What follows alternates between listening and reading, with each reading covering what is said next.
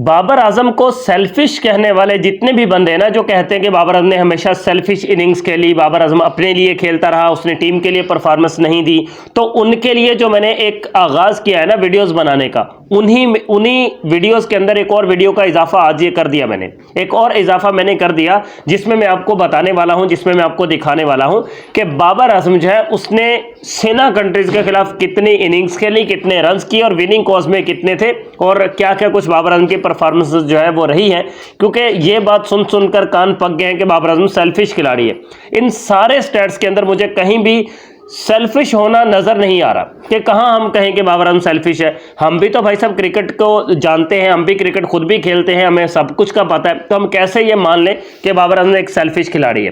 हाँ, अगर कोई बंदा ये कहता है कि बाबर आजम हर मैच में 60 70 80 कर जाता है और वो अपने लिए रन करके जाता है, तो फिर उसकी अपनी सोच है, क्योंकि हर मैच में 60 70 करना किसी के बस की बात है ही नहीं। कौन से स्टैट्स हैं उसी पर हम डिटेल के साथ बात करेंगे। अगर आप लोग पहली बार मेरे चैनल पर आए हैं तो भाई आपसे रिक्वेस्ट है कि वीडियो को लाइक और चैनल को सब्सक्राइब आप तमाम दोस्त हैं वो लाजमी से कर दीजिए।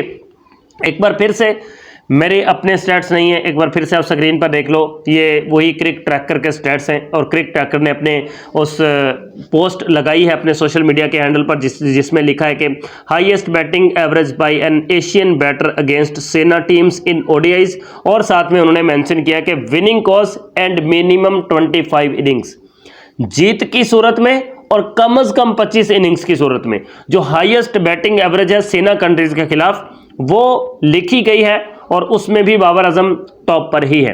बाबर टॉप पर ही रहते हैं भाई साहब, बाबर आजम जो है वो हमेशा नंबर 1 पर ही रहते हैं।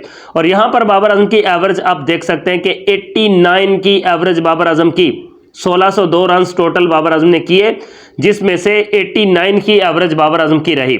और सेकंड नंबर पर विराट कोहली जिनकी 65.75 की और उनके 4274 रन हैं सेना कंट्रीज के खिलाफ, और उनमें से उसकी एवरेज आप देख लो कि 65.75 की ग्रेट एवरेज, हाईएस्ट एवरेज है विराट कोहली की भी।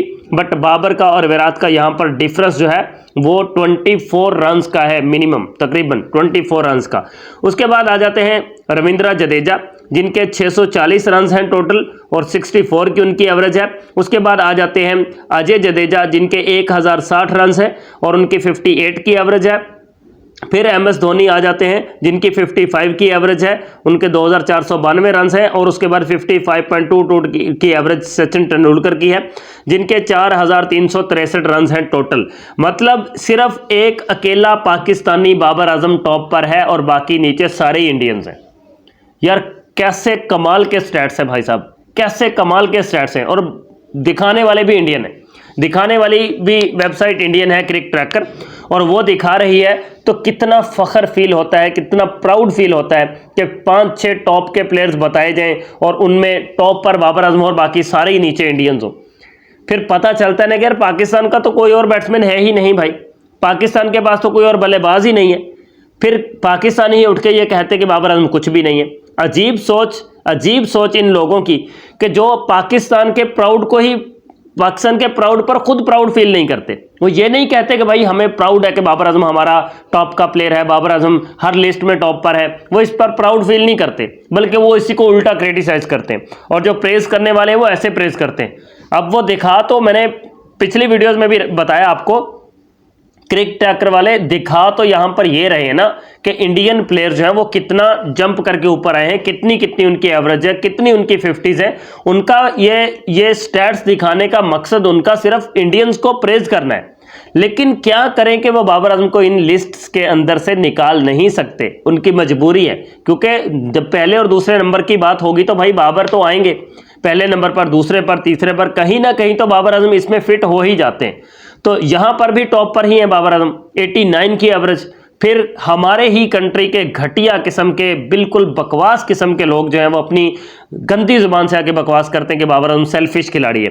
भाई इसमें कौन सी सेल्फिश वाली इनिंग्स है, मुझे कोई एक दिखा दो, मुझे बता दो कि अगर ये भी सेल्फिश है तो फिर ये जितने भी प्लेयर्स की लिस्ट दिखाई गई है वो सारे ही सेल्फिश हैं। क्योंकि ये विनिंग कॉज में मैंने बताया आपको, ये विनिंग कॉज के रन मैंने बताए। तो भाई पाकिस्तान जीता है, बाबर ने रन किए हैं तो पाकिस्तान जीता भी है। बाबर की 89 की एवरेज है, पाकिस्तान जीता भी है ना। या तो हो कि बाबर ने 89 की एवरेज मेंटेन कर ली, पाकिस्तान हारा हो। भाई साहब अपनी सोच को थोड़ा सा दुरुस्त करें, सीधी तरफ को जाने की कोशिश करें। उल्टी तरफ को आप जाएंगे तो आप वैसे खुद भी उलट ही जाएंगे किसी दिन।